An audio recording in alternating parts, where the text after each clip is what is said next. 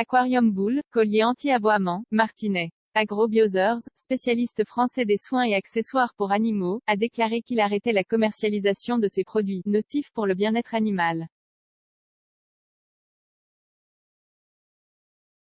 Notre politique est que 100% de nos produits soient garants de la bientraitance animale d'ici 2023, explique Mathieu Lambeau, président d'AgroBiothers.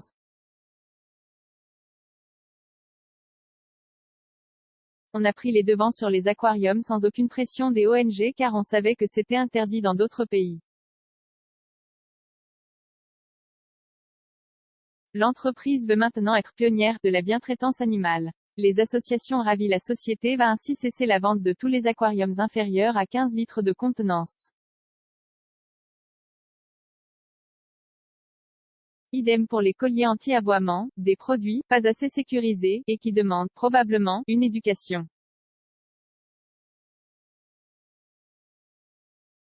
Comme on vend aux consommateurs et pas à des professionnels, on pense que ce n'est pas adapté, a indiqué Mathieu Lambeau.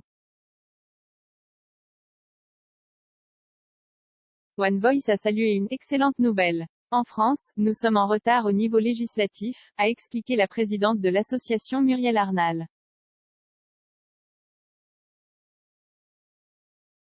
C'est grâce aux consommateurs et aux entreprises qui entendent les consommateurs que nous allons faire évoluer la cause animale et que la maltraitance cessera.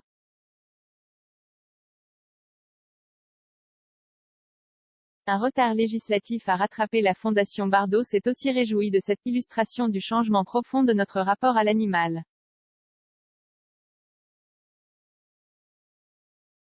Les poissons sont les animaux de compagnie les plus nombreux en France, a expliqué Christophe Marie, porte-parole de l'organisation.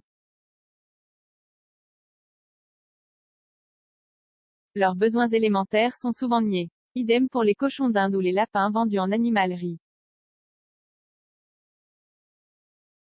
Toutes les associations espèrent voir la France rattraper son retard sur le plan législatif.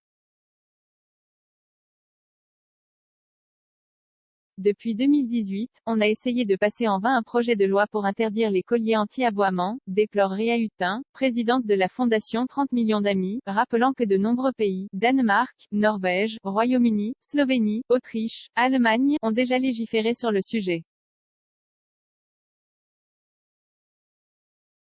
Ce qui est choquant, c'est qu'aujourd'hui il y a des vétérinaires, des professionnels, qui le conseillent, ajoute-t-elle.